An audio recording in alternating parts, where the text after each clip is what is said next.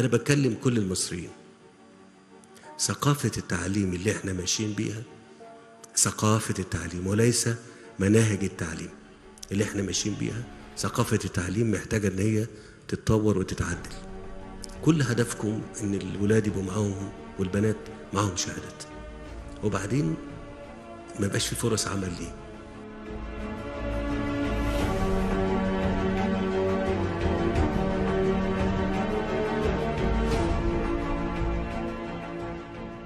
العلوم الجديدة ديت يا جماعة هي دي العلوم اللي هتدخلنا على السوق ده اللي هو اللي انتوا عايزين أولادكم يشتغلوا فيه.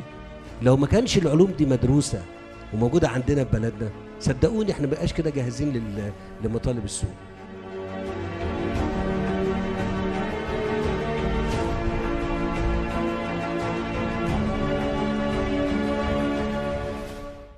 الجامعات أو الكليات المطلوبة لهذه الدراسات متوفرة دلوقتي، واللي احنا محتاجينه احنا كدولة، احنا كمجتمع، ان احنا نبقى مقتنعين ان المستقبل كله وفرص العمل الحقيقية متاحة من خلال الدراسة في هذه اللي انتوا قد تجدوا ان اسماء العلوم اللي بتقدم تكون غريبة عليكم.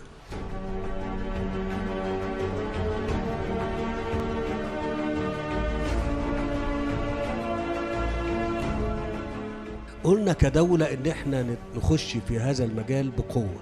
ليه؟ لان احنا لدينا شباب كثير وواعد، وبالتالي اذا استطعنا ان احنا نجهزه ونأهله بنتيح له الفرصة.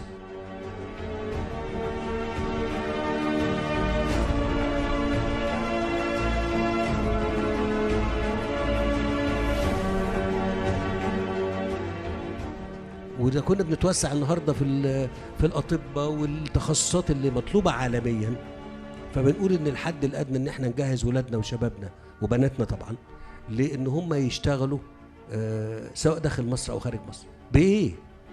بحاجتين خلي بالكم منهم قوي: جدارة وكفاءة التعليم اللي هياخدوه وتتحصلوا عليه، ثم السلوك بعيد عن التطرف والمغالاة.